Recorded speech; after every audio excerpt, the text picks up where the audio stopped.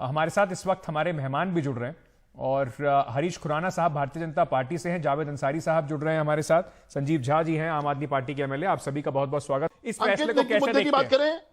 देखिए सुनिए, हम सम्मान करते हैं सुप्रीम कोर्ट ने जो बोला, लेकिन अभी जो राघव चड्ढा जी बात बोल रहे थे ना कि हम बहुत आजाद, हम बहुत अच्छा फील कर रहे हैं, बहुत अपने आप को आजाद फील कर रहे हैं।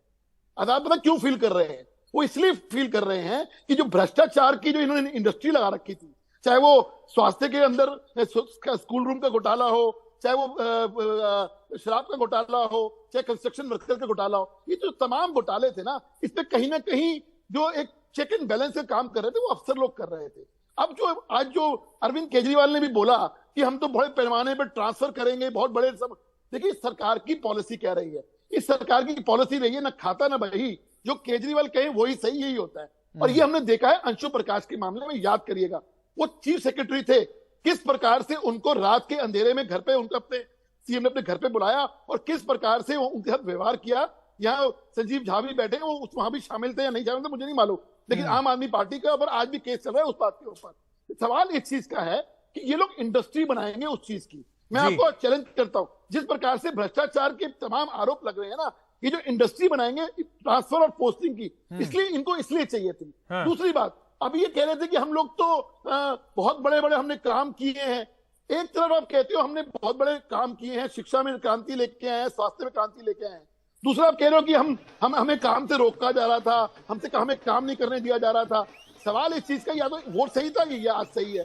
देखिए जिससे काम करना होता है ना उसको बहाना नहीं चाहिए होता है। संजीव झा जी, अब मुझे आपने बिल्कुल ठीक कहा, अंकित आपने बिल्कुल ठीक कहा था कि आज के बाद मैं उम्मीद करता हूं, भारतीय जनता पार्टी उम्मीद करती है कि कोई भी अब नया बहाना नहीं चलेगा आम आदमी पार्टी को कि हमें काम नहीं करने दिया जा रहा, इसलिए हमें वो है। क्योंकि संजीव झा जी एक बात तो है, आम आदमी पार्टी कभी तो ये कहती रही, कभी तो ये कहती रही कि हमें काम नहीं करने दे रहे, और कभी आप इस बात को कहते रहे हम काम करते रहे, वो परेशान करते रहे।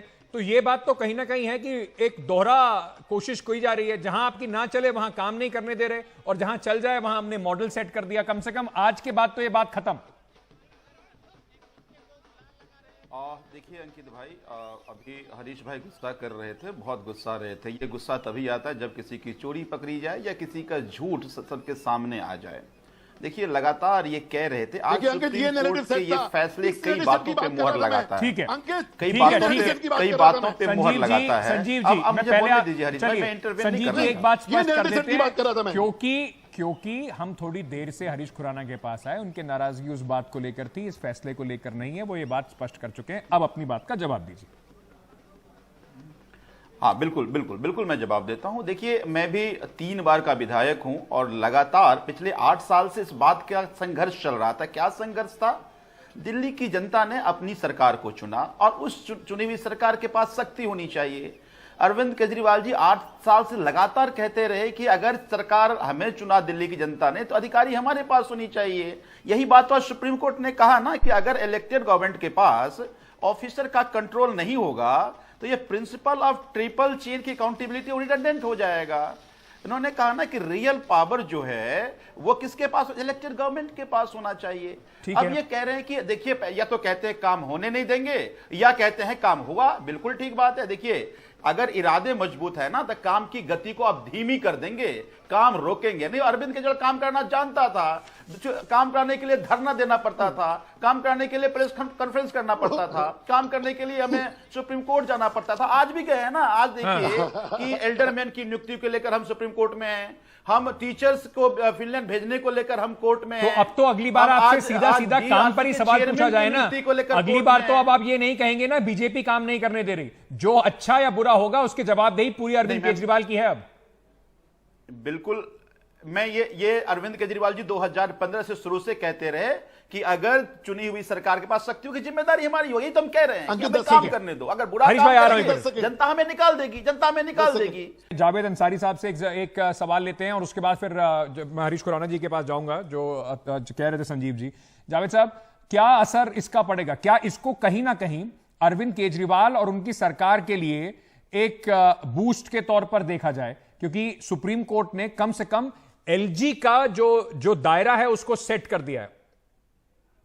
देखिए, एक तो जो कंफ्यूजन था ड्यूअल सेंटर ऑफ पावर वो क्लियर हो गया। बिल्कुल एक क्लैरिटी हो गई है कि अरविंद केजरीवाल जो elected government of the day है वो 3 चीजों के अलावा बाकी हर चीज में वो डिसीजन लेगी। अफसरों की अकाउंटेबिलिटी और answer, they will be answerable to the state government not to the centre. LG साहब जो हर चीज में हस्तक्षेप करते थे, अमल दखल करते थे, वो अब बंद हो जाएगा।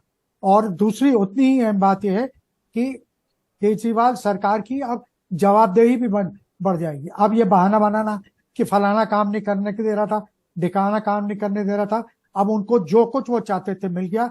अब इसके बावजूद भी अगर वो कुछ नहीं कर पाए तो जिम्मेदारी उसकी होगी। बहुत महत्वपूर्ण है ये कि अगर कुछ ताकत मिली है तो उसके साथ जिम्मेदारी बढ़ी है। हरीश खुराना जी, लेकिन पूरे मोटे तौर पर अगर देखा जाए तो आज 2 फैसले जो सुप्रीम कोर्ट में आए, एक दिल्ली को लेकर, एक महाराष्ट्र को लेकर, उसमें जो गवर्नर्स हैं या लेफ्टिनेंट गवर्नर, उनके कामकाज को लेकर बड़ी मिसाल पेश कर दी गई है। सुप्रीम कोर्ट ने एक लकीर इधर ही खींच दी है। तो आपको लगता है जो आप बीजेपी पे आरोप लगता था कि गवर्नर और लेफ्टिनेंट गवर्नर का इस्तेमाल करके सरकारों को परेशान किया जा रहा है, उसको कम से कम ऑपोजिशन की बात को बल मिला है? अंकित, ऐसी बात नहीं है। ये आरोप प्रत्यारोप तो पहले भी लगते थे। याद कहीं 356 जब लगता था तो गवर्नर को काम नहीं दिया जा रहा, ये सब कुछ पहले भी आरोप लगते थे। और मैं अभी संजीव ने एक बात बोली, संजीव कहते हैं कि हमें काम, मतलब काम के विषय में एक बात बोली। काम तो बीजेपी सरकार ने भी किए, काम तो कांग्रेस की सरकारों ने भी किए, फ्लाईओवर किए, दिल्ली के अंदर मेट्रो लाने वगैरह बीजेपी की लाई थी। उस वक्त भी कन्फेडरेशन होते थे, लेकिन ऐसे कन्फेडरेशन नहीं होते थे।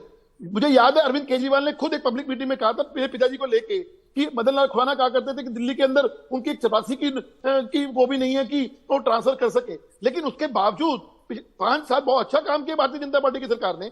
मेट्रो दिल्ली के अंदर लाने वाले की दिल्ली की सरकार खुराना जी की सरकार थी। तो काम अगर करने की इच्छा हो ना तो फिर ये चीजें नहीं मायने रखती। आपको एक पाना चाहिए था ना काम करने का कि मुझे अफसर काम नहीं करने। हरीश भाई, मेरे पास समय बिल्कुल खत्म है, लेकिन ये बात तो आप मानेंगे ना कि कम से कम आने वाली सरकारों के लिए भी तो अच्छा हो गया ना, ये डिस्ट्रीब्यूशन ऑफ पावर तो अच्छा हो गया, क्लैरिटी है बिल्कुल, कोई भी सरकार आएगी उसको फायदा होगा। देखिए पहले भी लगभग क्लैरिटी थी, ऐसा नहीं है। पहले भी सरकार के पास लैंड और लॉ एंड ऑर्डर ये सब कुछ नहीं है, पहले भी तय था। लेकिन इनको एक बहाना चाहिए था कन्फ्रंटेशन करने का। सर लेकिन मुझे याद है जी, मुझे अच्छा एक बात बताइए मुझे, अंशु प्रकाश को क्यों मारा था? मारा था ना अंशु प्रकाश को, झगड़ा हुआ था ना, क्यों हुआ था? वो इसी वजह से क्योंकि उस वक्त भी इनके पास पावर थी। मेरे को डर सिर्फ एक ही बात का है कि ये जो चीजें पहले करते थे अंशु प्रकाश के टाइम पर, वो ये चीजें फिर ना हो। ये कोई हंसने वाली बात नहीं संजीव जी। आपने अंशु प्रकाश चीफ सेक्रेटरी की पिटाई करी हुई है, माथा पर की हुई है। मैं आप तीनों से माफी के साथ, क्योंकि आज बहुत सारी खबरें भी रही, ब्रेकिंग न्यूज भी रही, उसके साथ मैं आप तीनों से माफी लेके इसको मुझे यहीं अंत करना पड़ेगा। मेरे पास समय बिल्कुल खत्म हो गया है। आप तीनों का बहुत बहुत शुक्रिया।